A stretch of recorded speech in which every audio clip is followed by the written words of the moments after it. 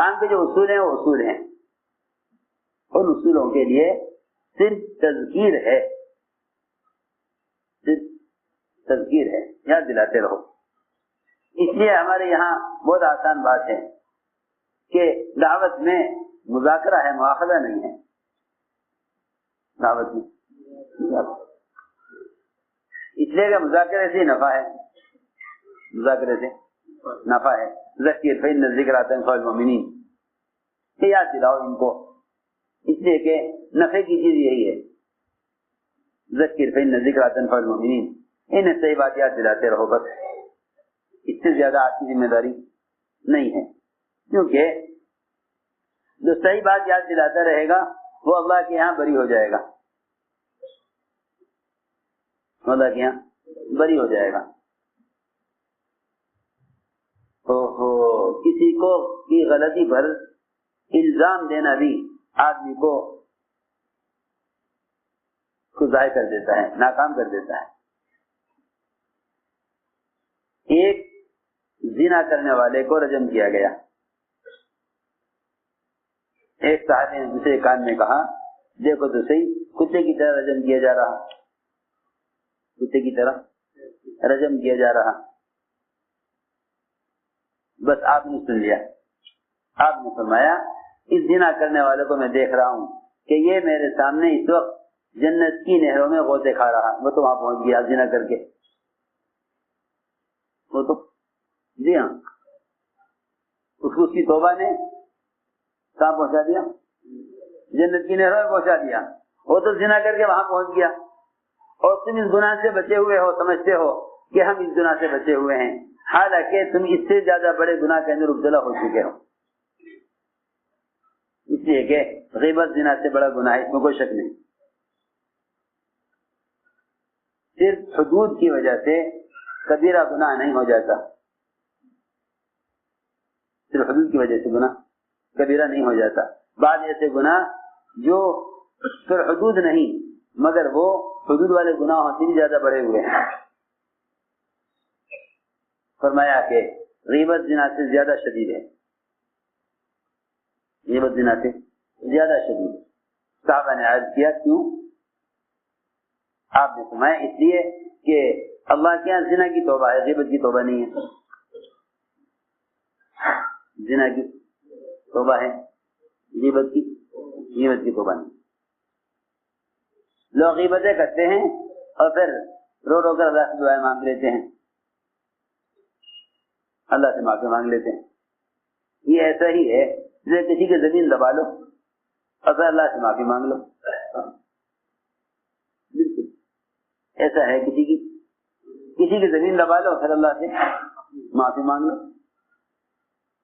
حقوق العباد مارتے ہیں، اللہ سے معافی مانگتے ہیں، حقوق العباد مارتے ہیں، اللہ سے معافی مانگتے ہیں، حالانکہ حقوق العباد کا اللہ سے معافی کی کیا تعلق؟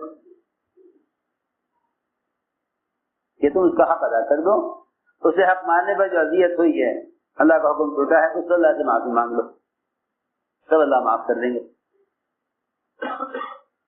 تو ہم نے عرض کیا کہ سب سے پہلی بات یہ ہے کہ اپنے مزاج میں نرمی پیدا کرو، مزاج میں نرمی پیدا کرو۔ کام کے اصول کے قائم کرنے میں احتجاج نہیں ہے، بلکہ اس کام میں تو عجیب بات یہ ہے کہ ہر ایک کی طبیعت میں احتیاج ہو، چلے میں محتاج ہوں، میں محتاج ہوں، احتجاج نہیں ہمارے یہاں کسی بھی کام کے لیے۔ جو ہوا اس لیے کہ ہم محتاج ہیں، جو نہیں ہو رہا ہے اس کے لیے بھی ہم محتاج ہیں۔ جب میری بات یاد رکھو، جس طرح اپنی ذاتی ضروریات کو محتاج بن کر اللہ کے سامنے رکھتے ہو، اسی طرح اس کام کے تقاضے اور کام میں کسی کو اگر تم صحیح سمجھ کر چاہتے ہو، اس کو بھی اللہ کے سامنے اپنی دنیاوی حاجت سے بھی زیادہ لجاجت کے ساتھ اللہ کے سامنے ان امور کو پیش کرو۔ اس لیے کہ جو آدمی کام کے تقاضوں کو اللہ کے سامنے نہیں رکھے گا دعاؤں کے ذریعے، وہ مخلوق سے لڑے گا، وہ مخلوق سے لڑے گا اس کام کو کرانے کے لیے۔ بلکہ میں تو یہاں تک عرض کرتا ہوں کہ اگر مخلوق سے کہنے میں کسی بھی ادنا نقصان کا اندیشہ ہے تو مخلوق سے کہنے کی ضرورت ہی نہیں ہے، خالق سے ہی کہو۔ اور یہاں حالت یہ ہے کہ اتنا وقت دعاؤں کو نہیں دیتے جتنا آپس میں ایک دوسرے کو سمجھانے میں وقت لگاتے ہو، کیونکہ ایسی عجیب بات ہے جس کو عام طور سے لوگ نہیں جانتے۔ تنہائیوں کی دعاؤں کے ذریعے، سننا دھیان سے کچھ کہنا چاہتا ہوں، تنہائیوں کی دعاؤں کے ذریعے کسی بھی لائن کے منکر کو، تنہائیوں کی دعاؤں کے ذریعے کسی بھی لائن کے منکر کو اللہ سے کہہ کر ختم نہ کرانا دلوں سے ایمان کے ختم ہو جانے کی علامت ہے۔ پھر میری بات کی طرف بہت توجہ دینی پڑے گی۔ کسی بھی منکر کو ختم کرانے کے لیے دعاؤں کے ذریعے اللہ سے کہہ کر اس منکر کو ختم نہ کرانا، یہ دلوں سے ایمان کے ختم ہو جانے کی علامت ہے۔ یہ حدیث میں آتا ہے جو تمہیں سے منکر کو دیکھے اس کو چاہے اپنے ہاتھ سے اس کو روک دے، اپنے ہاتھ سے بدل دے۔ ہاتھ سے بدلنا سلاطین عہدے داروں کا کام تھا، ان کو تو ان کی خواہش کے نقشوں نے اس قوت سے محروم کر دیا۔ پھر آیا دوسرا نمبر ان لوگوں کا جن کے پاس عہدہ اور سلطہ نہیں ہے، ان کی ذمہ داری یہ تھی کہ وہ زبان سے منکر کے ماحول کو بدلتے، وہ زبان سے منکر کے ماحول کو بدلتے۔ یہ جہاد کا دوسرا درجہ ہے۔ جہاد کے یہ ہزاری ہدیوں کا قول ہے کہ جہاد کے 3 درجے ہیں۔ ہزاری کا قول ہے جہاد کے 3 درجے ہیں، جہاد بالید، جہاد باللسان، جہاد بالقلب۔ یہ اس ہزاری اس قول کی تائید اس حدیث سے ہوتی ہے جو مشہور حدیث ہے، جو تم سے منکر کو دیکھے اس کو چاہیے کہ اس کو اپنے ہاتھ سے بدلے، نہیں بدل سکتا ہاتھ سے، زبان سے بدلے، زبان سے نہیں بدل سکتا تو پھر دل سے بدلے۔ وذالک اضعف الایمان، اور یہ ایمان کا سب سے کم ترین درجہ ہے کہ منکر کو دل سے بدلے۔ یہ منکر کا بدلنے کا سب سے کم ترین درجہ ہے کہ منکر کو اپنے دل سے بدلے، سب سے کم تر درجہ ہے۔ بعض روایتوں میں کہ اس کے بعد تو پھر ایمان کا ذرہ بھی دل میں باقی نہیں ہے۔ اس سے ذرا اندازہ کر لینا چاہیے کہ ہم جن اصولوں کے لیے آپس میں لڑ رہے ہیں، ان اصولوں کے لیے اللہ کے سامنے راتوں کو کتنا روتے ہیں۔ اگر تم ایک چیز کو صحیح سمجھتے ہو، اس کے لیے کتنے استخارے کیے، اس کے لیے اس کو وجود لانے کے لیے راتوں کو اللہ سے کتنی دعائیں کی۔ بس یاد رکھنا اگر یہ دعا کا اہتمام نہیں ہے تو پھر یہ اندر کی خواہش ہے جس کو آپ مخلوق سے منوانا چاہتے ہیں، ورنہ اصل بات یہ ہے جس دن حضرت عمر رضی اللہ عنہ کو ہدایت ملی ہے اس دن سے پہلی رات آپ کی حضرت عمر کی ہدایت کی دعا میں گزری ہے۔ وہاں سے صبح کو حضرت عمر کا جذبہ آپ کو قتل کرنے کا، صبح کو تو حضرت عمر کا جذبہ آپ کو قتل کرنے کا، اور اسی صبح کی رات جو رات گزر گئی وہ حضرت عمر کی ہدایت کے لیے دعا کی کہ اللہ عمر کو ہدایت دے دے، اللہ عمر کو ہدایت دے دے۔ یہ تھا طریقہ، یہ تھا طریقہ، یہ نہیں کہ جو پریشان کرے جو راستے سے ہٹا دے۔ حضور اکرم صلی اللہ علیہ وسلم نے جن ستانے والوں کے لیے بد دعا کی، آپ نے جن ستانے والوں کے لیے بد دعا کی جو واقعی آپ کے کام میں رکاوٹ بنے ہوئے تھے، اللہ نے فرمایا کہ آپ کو بددعا کرنے کا حق نہیں ہے، بددعا کرنے کا حق نہیں ہے۔ اللہ کو اختیار ہے انہیں ہدایت دے کر معاف کریں یا انہیں جہنم میں ڈال کر عذاب دیں،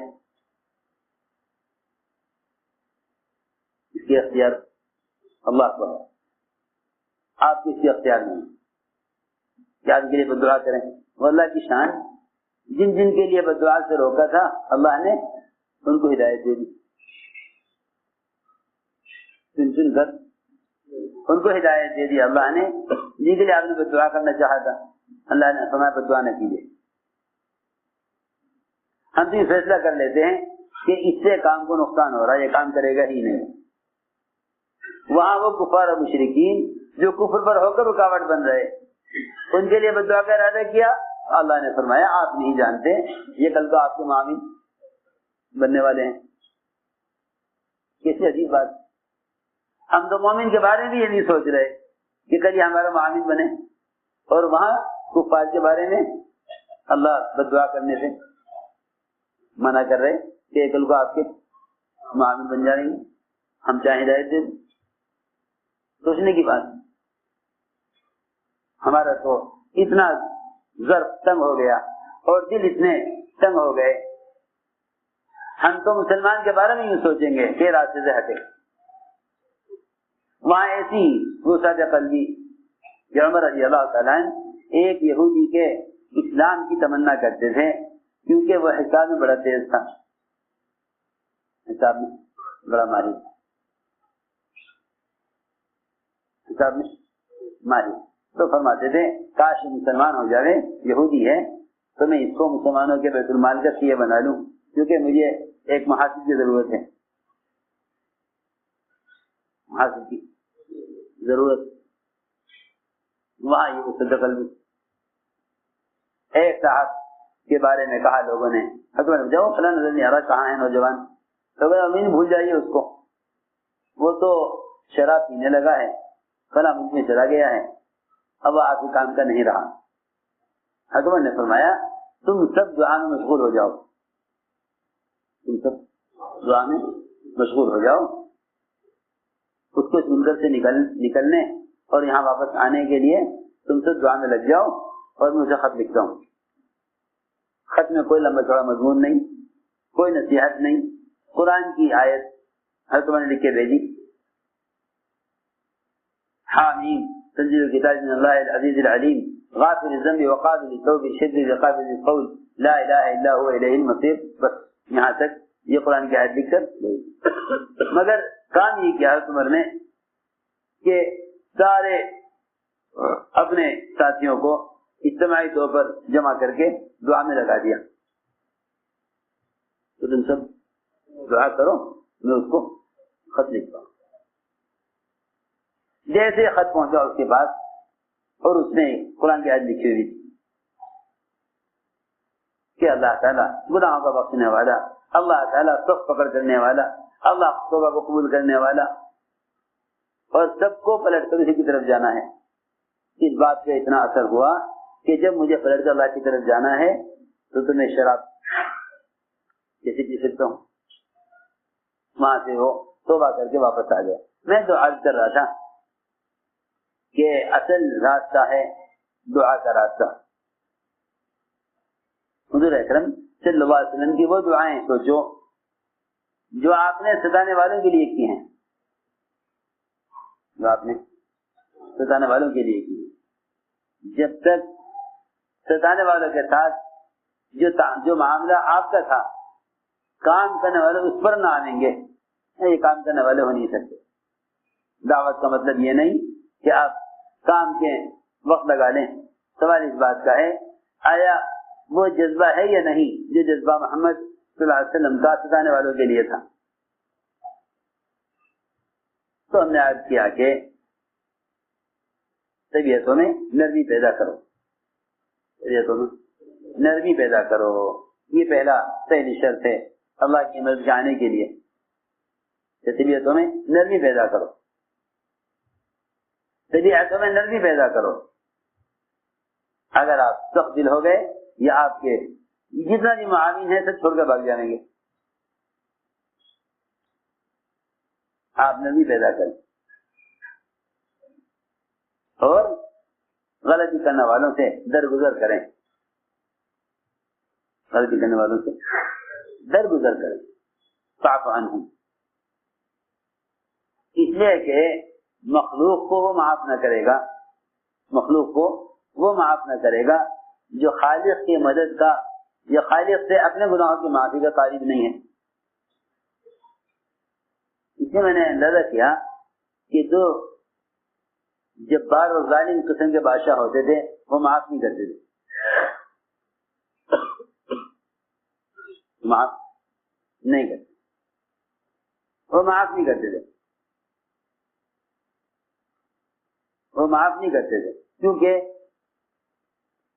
جسے اپنے بارے میں کل اللہ کے یہاں جواب دینے کا خوف نہیں ہے وہ مخلوق کو معاف نہیں کرے گا۔ اور یہ دوسری بات ہے کہ جو اللہ سے اپنے لیے معافی کا طالب نہیں وہ مخلوق کو معاف کرنا پسند نہیں کرے گا۔ فاعفوا واصفحوا الا تحبون ان يغفر الله لكم۔